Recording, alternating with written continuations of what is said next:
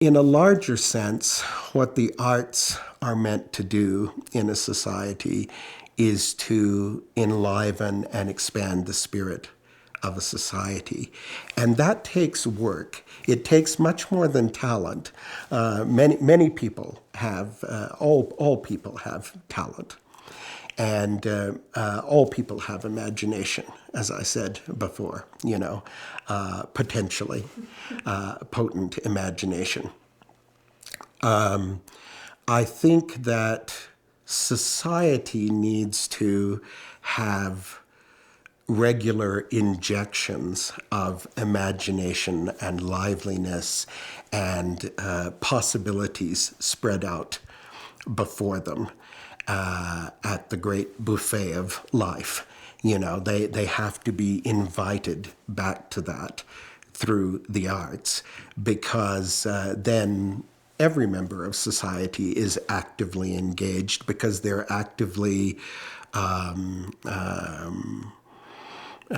excited and inspired about how their lives might change and how their lives might improve, and so forth. And the arts, as I say, spreads out those possibilities like at a country fair for all the things that you can see and experience and smell and taste and feel. So I think as you get older and you establish a reputation for yourself in whatever your particular field may be, you have more opportunities for actively engaging with others and for helping to establish opportunities for others. You can, I think it was Northrop Frye who said, it's the obligation of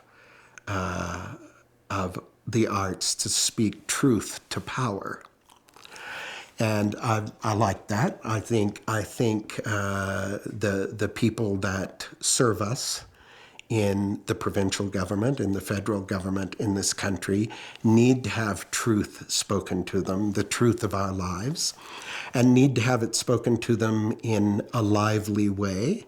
And we need to speak those things to one another in a lively way and share what we believe the truths are of our needs and our desires and our ambitions and so forth.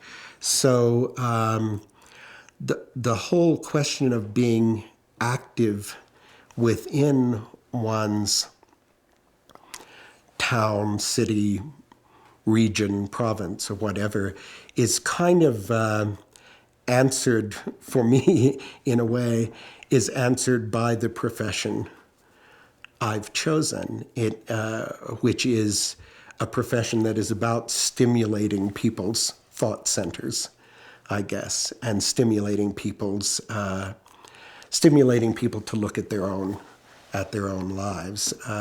The only unhealthy society, I suppose, is one that has forgotten to look at itself and cares about externals and measures its success by externals rather than by the real daily life that's going on within the society. I mean, if we begin to measure ourselves exclusively by the stock exchange or by the economy and so forth, if that is our best way of measuring our success, then I think we're doomed to inertia and stagnation, and eventually we have no impact in the world, where we become a dead zone, at that point. However, it's very good to, at my age, I often find myself talking to the people that have the money about why it's important to invest that money in the arts and in human creativity. And I feel that's such a privilege, that's such an honor that I have to be able to do that, because that's the life I've lived.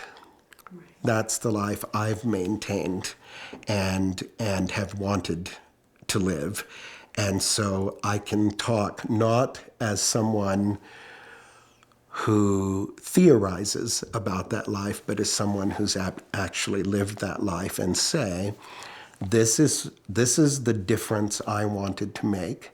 This is the contribution I've been trying to make, and we must find the means of allowing people to continue to make a contribution through the arts. Because if you examine human history, even in a fairly dry a textbook of facts, you will see that what humans have held onto from their history is the creation of beauty and meaning, often through the arts, not exclusively, through sciences and so forth as well. But what they've held onto as remembered experience from which they can learn are things that were lively enough to hang on to. Not just important enough to hang on to, but lively and exciting enough to hang on to.